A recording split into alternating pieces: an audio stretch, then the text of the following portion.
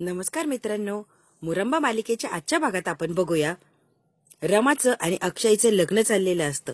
लग्न म्हणजे त्याला सांगितलेलं असतं की पूजा आहे, पण ते असतं लग्न. सगळे लग्नाचे विधीच होणार असतात आणि सगळे आनंदी असतात आणि सगळ्यांना एक नवीन उमेद आलेली असती की आता ह्या दोघांच्या संसाराला परत सुरुवात होणार. आणि फायनली अक्षयची माही त्याला मिळाली.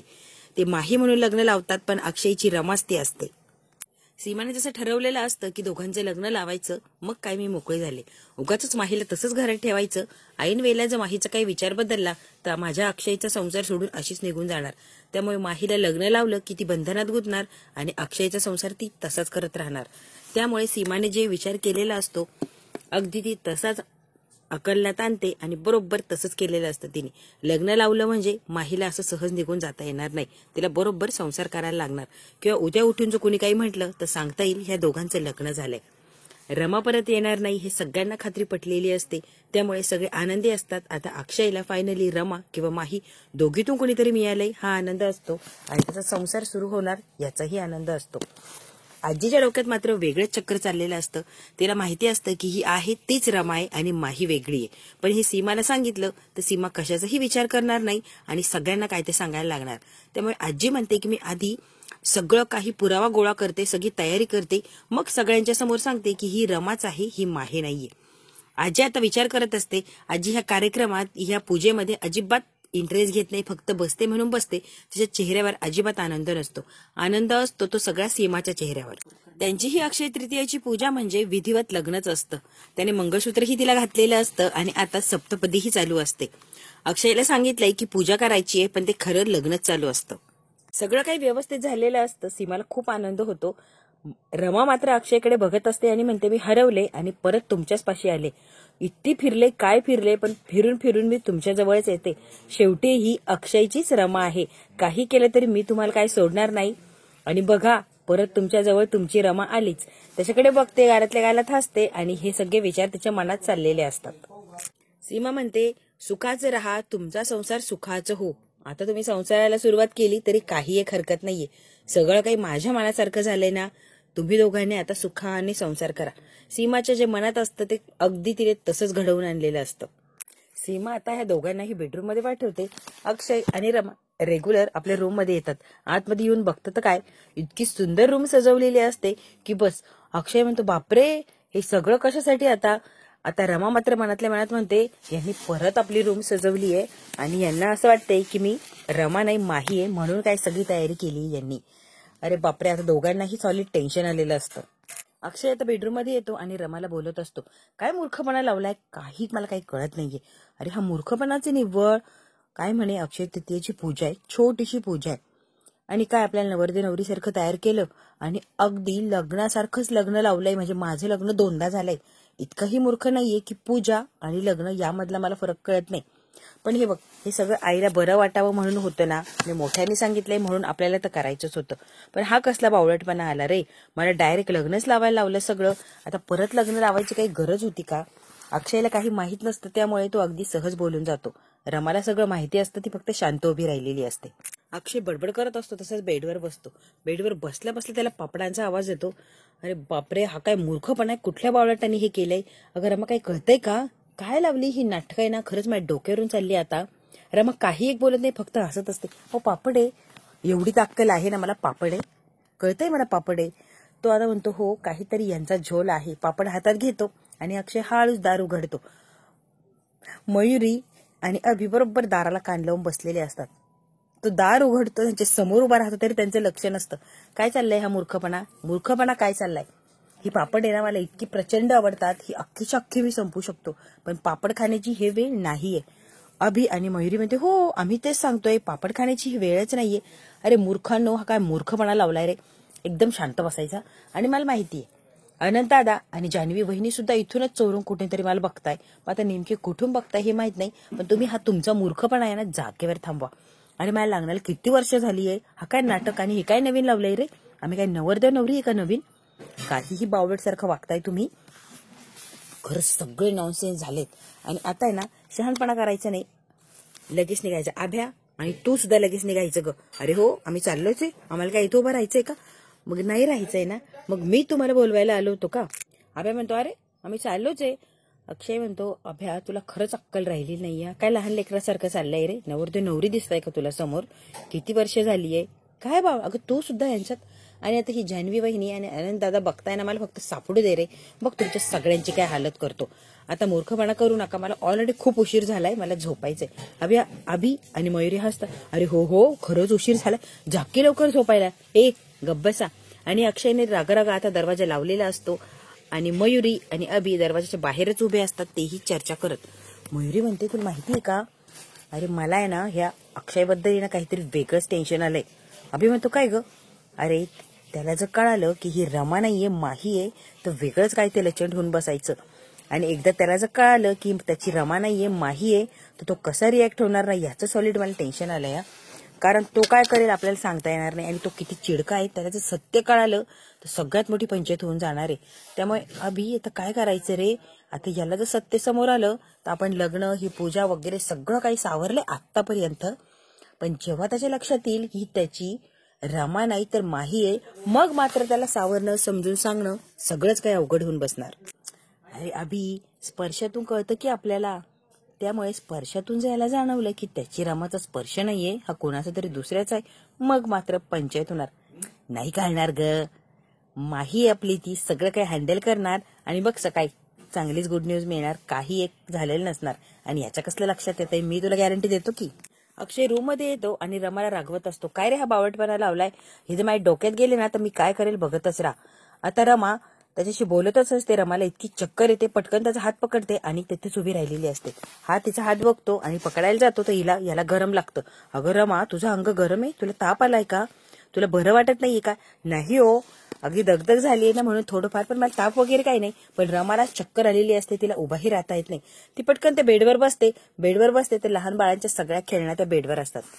अक्षय आता इतका चिडतो, हे लोकही ना आता माझ्या डोक्यात जायला लागली आणि मला इरिटेट करताय, आता मी यांची वाट कशी लावतो ना तू बघतच राहा. रमा याला समजवण्याचा प्रयत्न करते, पण अक्षयची बडबड मात्र सुरू झालेली असते.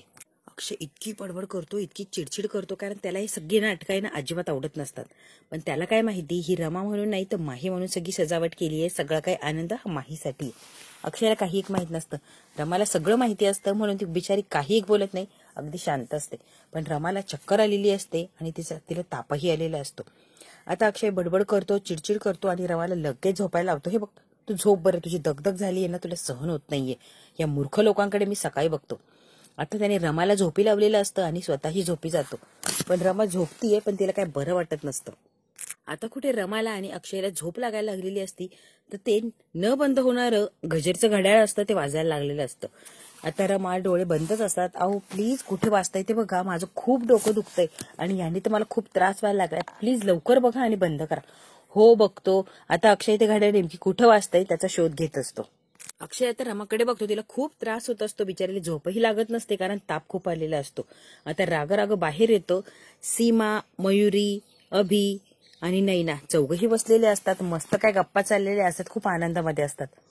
बाहेर ते घड्याळ येऊन येतो. अभि म्हणतोय, काय रे अक्षय, काय चाललंय तुझं. नाही तुमचं काय चाललंय. अरे मी विचारतोय तुझं काय चाललंय. अक्षय सारखा बाहेर येतोय. अरे नेमकी चाललं तरी काय. अक्षय म्हणतो, मीही तेच विचारतोय, तुमच्या सगळ्यांचं नेमकी काय चाललंय, डोकं बिकं फिरलेत की काय, की डोकं आहे तुमच्या जागेवर.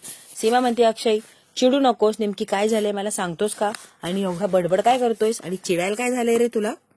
अक्षय म्हणतो, आई ही कसली नाटकं लावली आहेत ग, विधी म्हणतीये, पूजा म्हणतीये, पण अख्खं लग्न लावलंय आमचं, आणि सकाळपासून त्या रमाची कसली दगदग झालीये, त्या बिचारीला ताप आलाय, आणि इतका ताप आलाय की बघ तिचा डोळा सुद्धा उघडत नाहीये. अरे बापरे.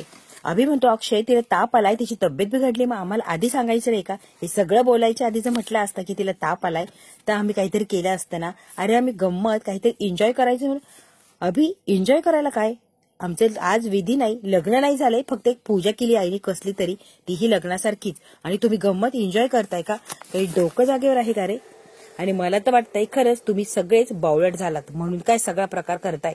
पण रमाला काय होतंय कळतंय का तुम्हाला, तापाने अक्षी फणफणली आहे ना की तिचा डोळा सुद्धा उघडत नाहीये. आता मात्र सगळ्यांना टेन्शन येतं आणि रमाची काळजी लागलेली असते, कारण हे खरंच एक गंमत करत असतात, आनंद असतो म्हणून.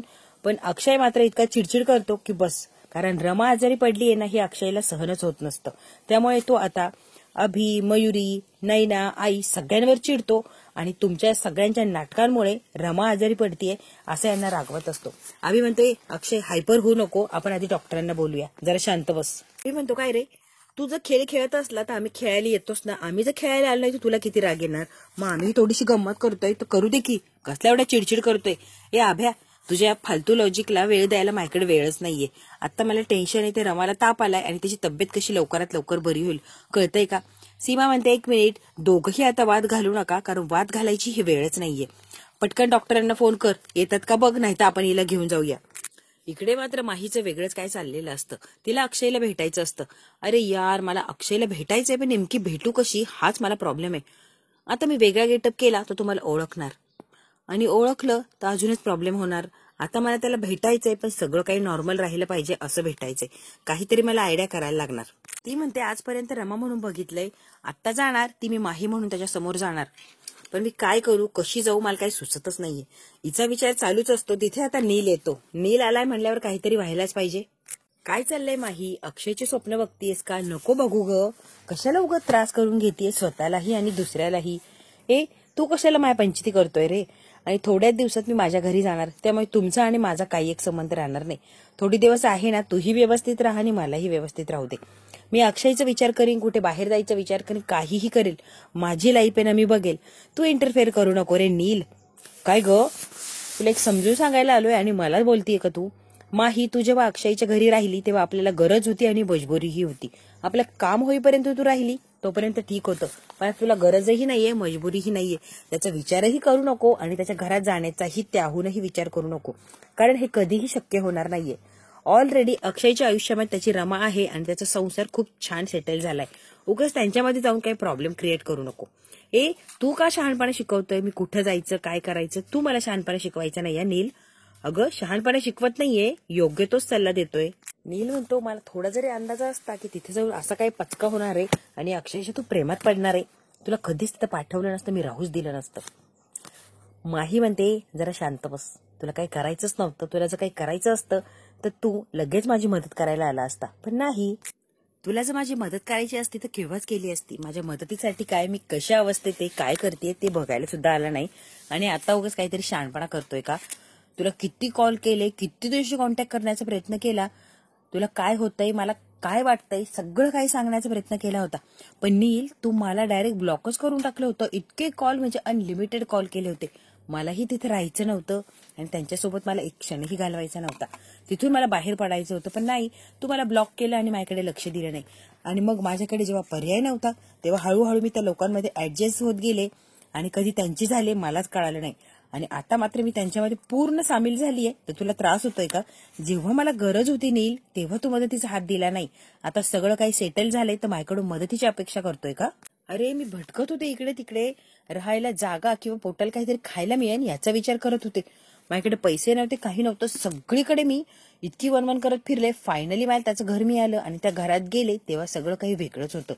खूप ऍडजस्टमेंट केली आणि खूप काही लकीली मला ते घर मिळालं होतं, ती जागा मिळाली होती राहायला, जेवायला, सगळं काही व्यवस्थित. मला खूप लकीली म्हणजे अगदी रमा काय त्या घराच्या बाहेर जावी आणि तिच्याऐवजी मी काय तिथे एंट्री घ्यावी, सगळं काही झालं. पण तू काय करत होता. मी रस्त्यावर वनवन फिरत होती, काही खायला मिळतंय का 2 वेळेला ते बघत होती, राहायला जागा मिळते का ते बघत होती. तू कुठल्या तरी रॅन्डम मुलीशी फ्लर्ट करत होता. नील, ही अशी माझी मदत करणार होता का. आणि तुला काय वाटतंय नील, रॅन्डम मुलीशी फ्लर्ट करतोय आणि माझ्याशी प्रेमाचा दावा करतोय, हे सगळं असताना मी तुझ्याशी प्रेम करेल का. आणि काय रे, सगळं काही एवढं घडून गेलंय आणि तरीही माझ्याकडून चांगलं वागायची अपेक्षा करतोय. नील, जरा जास्त होतंय असं वाटत नाही का. तुला जे वागायचं ते तू वागलाच. जेव्हा मला गरज होती तेव्हा माझी मदत केली नाही आणि आता सगळं काही झालंय तर माझ्याकडून मदतीची किंवा चांगलं वागण्याची अपेक्षा करतोय. आणि तुला वाटतंय नील मी ती अपेक्षा तुझी पूर्ण करील. कधीच नाही, कारण मी जे दिवस काढलेत ना ते इतके कठीण होते की बस. ते दिवस आठवले की तुझा इतका राग येतो ना भयंकर की बस. नील, तू काय समजतो स्वतःला. अरे तू कोण आहेस. मी काय म्हणतेय, नेमकी तू कोण आहेस ना. तू चोर आहे, चोर. नील, तू चोर आहेस रे, दुसरा कोणी नाहीये. सगळं काही चोरून तर मिळवलंयस तू. आता सिरियस झालेला असतो. माही, माइंड युअर लँग्वेज. अक्षयच्या मागे तू पळाली होतीस, मी तुला पाठवलं नव्हतं. गब्बत जरा. मला शहाणपणा शिकवायचं नाही आणि ही भाषा तर अजिबात करायची नाही. हा ऍटिट्यूड आहे ना नील, देविकाला जाऊन दाखवायचा. आणि मी जे पैसे फेकले ना भीक म्हणून, त्या पैशांवर जगतोय तू. आणि तुला आधीपासून हेच हवं होतं, फक्त माझ्या डॅडाचा पैसा दिसत होता, प्रेम बिम काही नव्हतं रे. आणि फायनली तुला जे हवंय ना ते मिळालंय, पैसे फेकले ना तुझ्या अंगावर, आता नीट राहायचं, माझ्या वाटेत यायचं नाही आणि माझा विचार तर अजिबातच करायचा नाही. नील, तुला हवंय ते मिळालंय ना, आता माझा विचार करू नको आणि माझ्या वाटेत येऊ नको. माझी मी कशीही जगेन आणि काहीही करेल, तुझा माझ्यावर काही एक अधिकार नाहीये, कळालं तुला? आणि मला विचारायचंच नाही कुठे जाते, काय करते, कोणाचा विचार करते, कशी जगते, काही एक विचारायचं नाही. नील इतका चिडतो आणि पटकन तिचा गळा दाबायला हात जवळ नेलेला असतो माही, आणि हात गळ्याजवळ नेतो आणि जागेवर थांबवतो. माही हाताकडे बघते आणि नीलकडे बघते, पण नीलनी मात्र हिंमत दाखवली नसते. तिचा गळा काय दाबलेला नसतो, फक्त रागाने गळा जवळ त्याने हात नेलेला असतो. इकडे मात्र रमाला इतका ताप भरलेला असतो की डॉक्टर म्हणतात खूप म्हणजे खूप ताप आहे, हिला अँटीबायोटिक्स द्याव्या लागतील, तेव्हा काय ते थोडंफार फरक पडेल. आणि इतका ताप आहे म्हणल्यावर आता नैना तिथे आलेली असती, सीमा आलेली असती, डॉक्टर, अक्षय, सगळ्यांना टेन्शन आलेलं असतं. डॉक्टर म्हणतात लवकर रिकवर व्हायचं असेल तर ताप उतरण्यासाठी मला आता एक इंजेक्शन द्यायलाच लागणार. आता रमा लगेच अक्षयला हात पकडते आणि म्हणते, हे बघा इंजेक्शन वगैरे मला काही घ्यायचं नाहीये, म्हणूनच मी डॉक्टर वगैरे नको असं म्हटली होती, मला खूप भीती वाटती आणि डॉक्टर आले म्हणजे मला इंजेक्शन देणार, त्यामुळे प्लीज मला इंजेक्शन घ्यायचं नाहीये. अगदी लहान बाळासारखं हट्ट करते रमा आणि म्हणते की मला इंजेक्शन घ्यायचं नाहीये. अक्षय म्हणतो, हे बघ बरं व्हायचं असेल तर इंजेक्शन घ्यायला लागणार, मी आहे ना, तुला काही एक होणार नाही. आता डॉक्टर जबरदस्तीने तिला इंजेक्शन देत असतात, ती मात्र अक्षयकडे बघत असते आणि अक्षयचा हात तिने घट्ट पकडलेला असतो. सीमा बघते आणि सीमा म्हणते, काय रमालाही इंजेक्शनची भीती वाटायची, रमा ही अगदी अशीच करायची, आता माहीला सुद्धा इंजेक्शनची भीती वाटतेय, हे सगळंच कसं सेम होतं यांचं. आता मात्र सीमाला थोडा डाऊट यायला लागलेला असतो, अगदी परफेक्ट ही रमासारखीच कशी वागतीये माही. सीमा म्हणते, ही अभिनय तर करत नसणार ना, इतका ताप येईल तरी इंजेक्शन घ्यायला ही नाही म्हणते, नेमकी आता नाटक चाललंय की खरं चाललंय ना, माझ्या डोक्यावरून चाललंय. सीमाला आता यांचा गोंधळ काही एक कळत नसतो. आता डॉक्टरांनी तिला जबरदस्तीने इंजेक्शन दिलेलं असतं आणि अक्षय म्हणतो, बघ आता 2 मिनिटं तुझा ताप उतरून जाईल, आता तुला बरं वाटेल. आता इंजेक्शन तर दिलंय, याने तर बरं वाटायला पाहिजे, पण त्यांची खूप धावपळ झालीये, खूप दगदग झालीये, त्यामुळे अशक्तपणा आलाय त्यांना. खूप काही लिक्विड घ्या आणि भरपूर आराम करा. आणि हे बघा इतकी दगदग झालीये ना की बस, आणि नाहीच बरं वाटलं तर मला कॉल करा, आपण त्यांना ऍडमिट करूया, पण कुठल्याही बाबतीत हलगर्जीपणा करू नका. त्यांना खूप दगदग झालीये ना, त्यामुळे त्यांना अशक्तपणा आलाय. आपण सारखं त्यांना लिक्विड देऊ म्हणजे ते लवकर रिकवर होतील आणि ही जी दगदग आहे त्यामुळे होणारा त्रासही बंद होऊन जाणार. अक्षय आता सीमाकडे बघतो आणि सीमा नैनाकडे बघते. हे बघा काही एक वाटलं तर लगेच मला कॉल करा, आपण यांना डायरेक्ट ऍडमिटच करून घेऊया. डॉक्टर म्हणतात नक्की मला कॉल करा, यांना असंच झोपवून ठेवू नका, नाही तर अजून काहीतरी भयंकर वाढायचं. अक्षय म्हणतो, नाही मी डॉक्टर तुम्हाला कॉल करतो. आता डॉक्टर निघालेले असतात. इकडे मात्र माही म्हणते की नील का थांबला रे, अरे पकड की माझा गळा, पकड, मला मारून टाक, संपवून टाक, म्हणजे आहेच ते सगळं काही तुला मिळणार. नील पटकन पटकन, कमॉन नील, का थांबलास तू. माही अजिबात ह्या नीलला घाबरत नसते, त्याला म्हणते तुला काय करायचंय ना नील ते कर, पण तू काही केलं तरी माझ्या मनातून अक्षयचं नाव काय संपवू शकत नाही. माझ्या मनात एकच नाव आहे नील, अक्षय, अक्षय आणि अक्षय. नील म्हणतो ओके. नील म्हणतो, माही हे नाव तुझ्या मनात आहे तोपर्यंत ठीक आहे, मनातल्या मनात काय नाव घ्यायचंय त्याचं घे, पण ज्या दिवशी मात्र हे नाव जगासमोर येईल त्या दिवशी त्याचं नाव घ्यायला तू जिवंत नसणार आहे. हा नीलचा शब्द आहे. तू फक्त अक्षयचं नाव सगळ्यांसमोर घेऊन दाखव, तू कशी जिवंत राहते ना, हा नील बघतोय. रमाला खूप ताप आलेला असतो, त्याच्याजवळ सीमा आणि नैना बसलेली असते आणि अक्षय सारखा इकडे जातो तिकडे जातो इकडे जातो. आणि आता माहीला थोडी शुद्ध यायला लागलेली असते रमाला, आणि रमा आता तापेच्या याच्यामध्ये बरचळत असते की अक्षय अक्षय, मला अक्षयकडे जायचंय, मला अक्षयकडे जायचंय. सीमा आता नैनाला खुणावते की अगं ही आता बडबड करायला लागली, मला अक्षयकडे जायचंय, नेमकी आता करायचं काय. अक्षय तेवढा सीमाकडे बघतो. अक्षय म्हणतो, आई तू जाऊन झोप आता, तुझी तब्येत जर बिघडली ना तर अजून मागात पडायचं, उगाच तुलाही दगदग नको, कोणाला तरी एकाला तरी आराम नको का, तू जा आणि बिंदात झोप, मी बघेल. अक्षय म्हणतो, मला ऑफिसला जायचंय, दिवसभर तुलाच तिची काळजी घ्यायची आहे ना, मग आता रात्रभर मी बघतो, तू जा, काही वाटलं तुला मी बोलवतो. नैना म्हणते, काकू अक्षय बरोबर बोलतोय, चला तुम्ही आता तो काळजी घेईल, सकाळी काय ते आपण तिची काळजी घेऊया, आता आपण जाऊया. बरं नैना चल, अक्षय काळजी घे आणि काहीही लागलं तरी आम्हाला लगेच बोलव. हो आई, मी लगेच तुला आवाज देतो, तू जा बरं आता निवांत झोप. सीमा आणि नैना निघून गेलेले असतात. आता रमाच्या जवळ फक्त अक्षयच असतो. अक्षय तिच्या जवळ असतो, तिच्याकडे बघतो, ती फक्त अक्षय अक्षय असं म्हणत असते आता मात्र रमाला इतका ताप आलेला असतो की तिला तिचा ऍक्सिडेंट झालेला आहे तेव्हापासून सगळं काय आठवायला लागलेलं असतं. ऍक्सिडेंट झाला, ती कशी हरवली, तिला कसं साईनी पकडलं, झोपेतून कशी डचकून उठली, सगळं काही तिच्या पुढे आता परत आठवायला लागलेलं असतं. रमा तर तापेमध्ये आता बरळत असते की अक्षय सापडतील ना मला अक्षयकडे जायचंय, मला इथे नाही राहायचंय, काही झालं तरी मला अक्षयकडेच जायचंय. अक्षय म्हणतो, ए रमा, अगं तू काय बोलतीयस? सीमाला मात्र बाहेर टेन्शन आलेलं असतं. नैना तुला कळतंय का, अगं ती माही आहे आणि ती झोपेत बरळती आता, आणि हिने जर काय खरं सांगून टाकलं अक्षयला तर अक्षय किती चिडणार आणि अक्षय काय तमाशा करणार आपल्याला माहितीये. त्याच्यापेक्षा त्याला सत्य कळायच्या आधी आपणच जाऊन खरं काय ते सांगून टाकू की चल आपण सगळं काही त्याला सांगून टाकूया, कारण ही काहीतरी झोपेत बरळणार आणि नको तो तमाशा होणार. थांबताय का तुम्ही काकू, मला तुम्हाला काहीतरी सांगायचंय, सांग. रमा माही नाही, माही ती रमा, रमा माही नाही, माहीच रमा, रमा ती माही. नैना काय चाललंय, तुला काही कळत नाही का काय बोलायचंय, काय रमा माही लावलंय तू. आता नैना सांगण्याचा प्रयत्न करत असते की ही रमाचे, नैना म्हणते की ही रमाचे, आपली माही नाही, पण ती इतकी गोंधळून जाते की तिला रमा माही एवढंच काय बोलता येत असतं, स्पष्ट काही ती सांगतच नसते. नैना सांगण्याचा प्रयत्न करते सीमाला, तितक्यात तिथे आजी येते. आजी म्हणते, हे बघ सीमा, जाऊन झोप, खूप उशीर झालाय. पण ते मी आहे इथे, अजिबात टेन्शन घेऊ नको, मी सगळं काही बघते, तुझा. आणि सीमाला आता बळजबरीने झोपण्यासाठी पाठवलेलं असतं. आजी आणि नैना दोघेच तिथे उभे असतात. इकडे आजी आणि नैना आता काहीतरी बोलत असणार, पण इकडे बेडरूम मध्ये अक्षय रमाला म्हणतो की मी फक्त पाणी बदलून आणतो, 2च मिनिटात मी आलो. आता अक्षय बेडरूमच्या बाहेर आलेला असतो आणि आजी नैना तिथेच उभे असतात. आजी म्हणते, काय ग नैना, काय बोलत होती सीमाला, काय सांगण्याचा प्रयत्न करती? काही नाही हो, असंच काहीतरी. आजी म्हणते, हे बघ नैना, तुझं काय चाललंय मला कळतंय, पण तुला राहायला जागा दिलीये ना, मग आभार मानायचे आणि अगदी शांत बसायचं, काही एक पंचायत करायला जायची नाही, कळतंय का तुला. आजी नैनाला रागवत असते. अक्षय नेमकी बाहेर पाणी बदलण्यासाठी येतो आणि तो बघतो की आजीचं आणि नैनाचं काहीतरी चाललंय. हा भाग इथेच संपतो. पुढच्या भागात काय होते आपण थोडक्यात बघूया. अक्षय रमाला सांगत असतो की ते व्हिडिओ कॉलवर बोलले नाही का ग माही, ते आज तुला भेटण्यासाठी येणार आहे.